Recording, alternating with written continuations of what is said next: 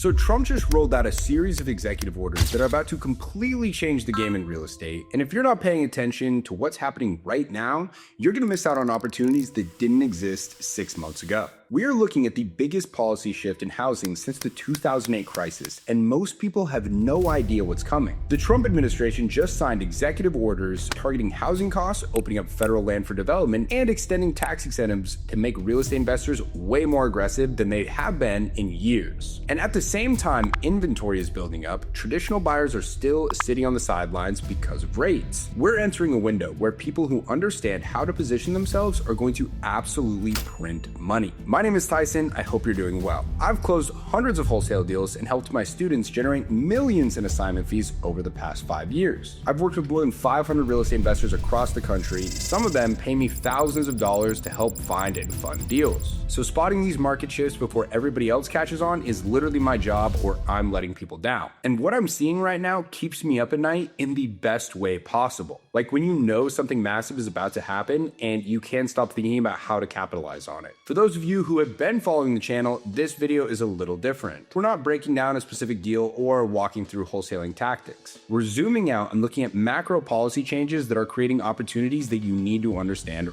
right now. So let's break it down. Trump signed an executive order called Delivering Emergency Price Relief for American Families on his very first day in office. Now, the actual order is kind of vague on details, but the direction is crystal clear. Every federal agency just got told to identify and eliminate regulations that are driving up housing costs. And when you remove red tape from housing development, here's the chain reaction that happens. Permits that used to take 8 months now take 4 months. Developers who are sitting on projects waiting for approvals can suddenly move.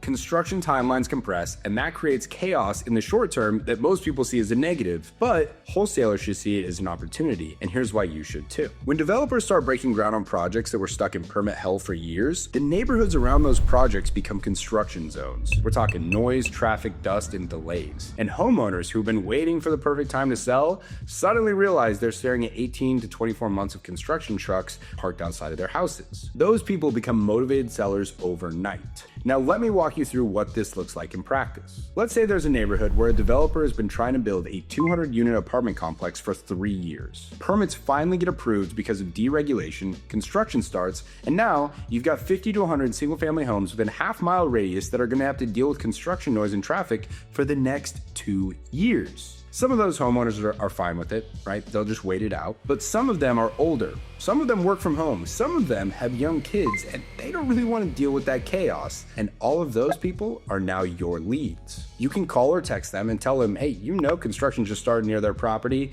and if they're thinking about selling, you could give them a fair cash offer and close in 30 days or less. A percentage of those people are going to say yes because you're solving a problem they didn't even realize could be solved so quickly. But this isn't just about finding motivated sellers. Deregulation also means more inventory is going to hit the market over the next 12 to 24 months. So if you're not building relationships with cash buyers right now, if you're not positioning yourself as a person who brings them deals, you're going to be watching opportunities slip by because you didn't prepare. Now, on top of that, Trump's team has been talking about opening up federal land for private development. The federal government controls about 650 million acres, and the plan is to auction off parcels to developers with the requirement that they're going to include affordable housing wherever they build. So let's think through what actually happens if this policy moves forward. Well, developers are going to jump on this because land acquisition is usually the single biggest upfront cost. And if they can get land from the government at below market rates, that changes the numbers on every project they've been considering. And when new development happens in previously undeveloped areas, infrastructure follows. Roads get paved, utilities get extended, grocery stores and gas stations move in. The properties near that development suddenly become more valuable because access and services just got better. Same thing happens when federal land opens up. If land gets released outside Boise or Nashville or any city where land might be tight, you want to find properties within 3 to 5 miles of those zones. Lock them up before the market catches on and prices adjust. That window between the announcement and the infrastructure completion is where wholesalers make their money. But here's the catch. If a federal land development gets announced and it's all over the news, everybody is going to know about it. Sellers are going to get picky and competition is going to increase. So the real play is in the adjacent areas that are going to benefit from spillover but haven't been publicized yet. That requires you to pay attention to government announcements, map out surrounding zip codes,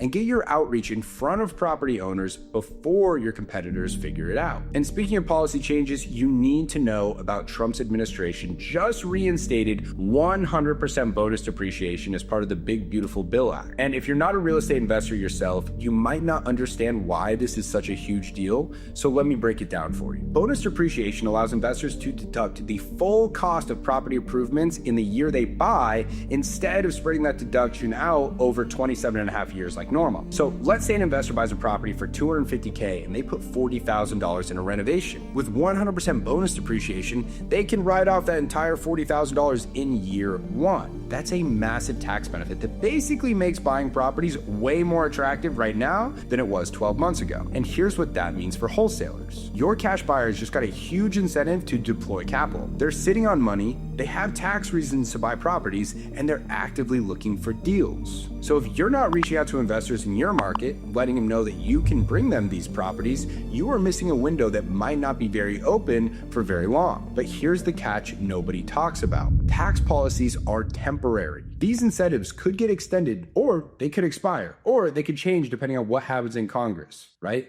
100 bonus depreciation used to be a thing, wasn't anymore, and now it's back. So the smart move is to capitalize on this right now while buyers are motivated, not sit around waiting and hoping the policy stays in place forever. On top of that, Trump extended the Opportunity Zones program for his first term. Opportunity zones are designated economically distressed areas where investors get additional tax breaks for deploying capital into real estate and businesses. You need to know which zip codes in your market are opportunity zones because investors are specifically hunting for deals in those areas. If you can bring an investor a property in an opportunity zone at a below market price, you're literally solving two problems at once. You're giving them a good deal and you're giving them a tax advantage location. That makes your deals way stickier than your competitors who are just randomly throwing your properties at buyers without understanding what it is they actually want. Now, on top of tax incentives, there is another major policy shift that's creating opportunities most wholesalers aren't even thinking about yet. Trump's administration has historically been big on infrastructure spending: roads, bridges, highways, transportation networks. And while we don't have a massive infrastructure bill passed yet, the direction seems pretty obvious. Money is going to flow into infrastructure improvements over the next few years, so let's play that out. What happens when a city announces a new highway extension or a new transit line? Well, property values near that infrastructure go up. It's one of the most reliable patterns in real estate. If your commute goes from 45 minutes to 20 minutes because a new highway opened up, your property just became that much more valuable. Now, here's the opportunity window. Infrastructure projects take 3 to 5 years from announcement to completion. And during that window, you can find distressed properties in the right path of progress that haven't priced in that future value yet. So let's say that Trump announces a major infrastructure bill and it includes funding for highway expansions in the Midwest or transit improvements in the South. Your job as a wholesaler is to identify which markets are getting that funding, pull lists of distressed properties in those areas, and start marketing them before prices adjust upward. And the reason why this works is because distressed sellers aren't reading infrastructure announcements. They're not thinking about how a new highway is going to impact their property value in 3 years. They're dealing with pre-foreclosure or probate or deferred maintenance, and they just want out. So you lock it up at today's distressed price, and then when you go to an investor and walk them through it, you bring up the new highway that cuts the commute from 40 minutes to 20 minutes. And this investor is going to be a long-term investor, right?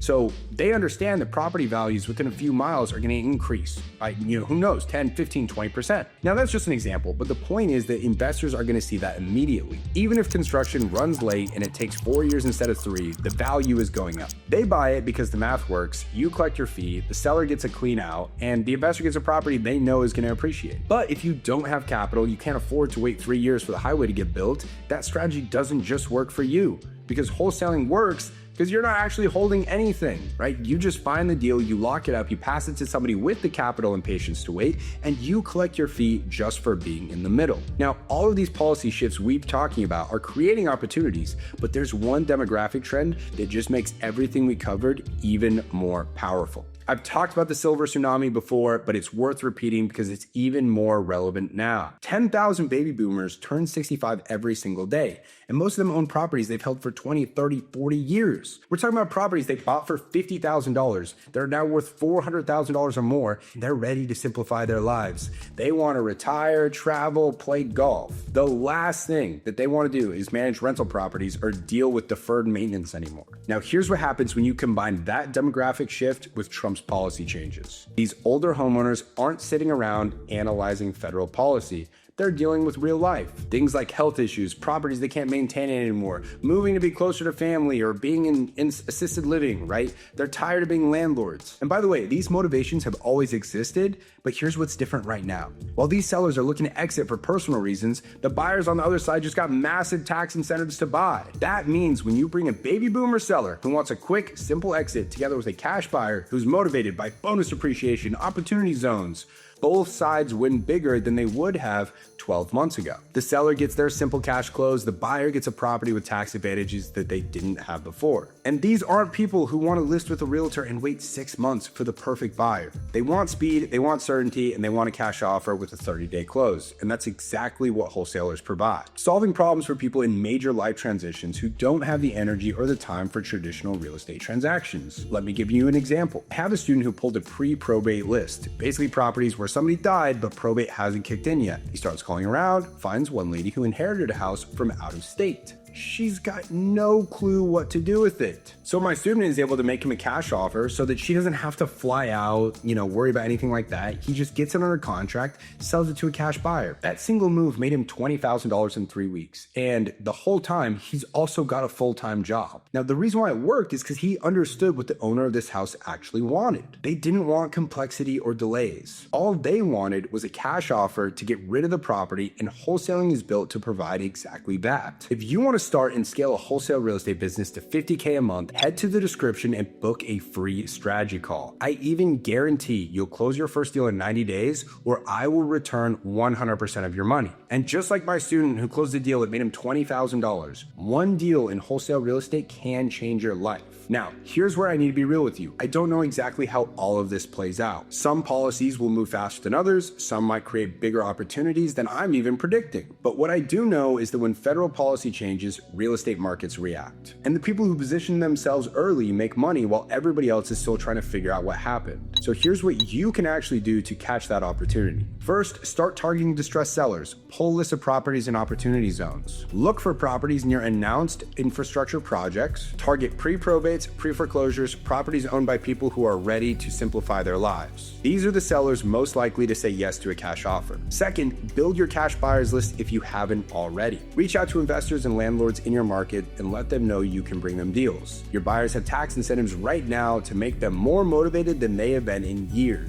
Third, pick one marketing channel and master it. It could be cold calling, cold SMS, whatever works for your budget and your schedule. Just pick one and go all in. You don't need a huge budget to get started, you just need to be consistent. For instance, I closed my first deal in 60 days during COVID by making hundreds of calls, and I knew way less than you probably know right now. The difference between people who make money and the people who stay stuck is execution, not information. And that's the best part about wholesaling. You don't need credit, you don't need a down payment, you don't need to qualify for a loan. You can do this entire business virtually from anywhere in the country. You just need to find motivated sellers, get their properties under contract, connect them with a cash buy. That's it. Now, if you want to learn exactly how to structure these deals, I have a free course on my YouTube channel that walks you through exactly how to get to $20,000 a month wholesaling real estate. I break down exactly how to find motivated sellers, how to build your buyers list, how to close your first deal step by step. So if you're interested in that, I will leave a link in the description. Now, before you click out this video, I want to know what you're seeing in the market. Are these shifts happening where you are? And if yes, are you positioning yourself for what's coming? Drop a comment, let me know, because I'm genuinely curious of how many of you are already capitalizing on this. And as always, I hope you found this video valuable. Smash the like button if you haven't already, subscribe to the channel,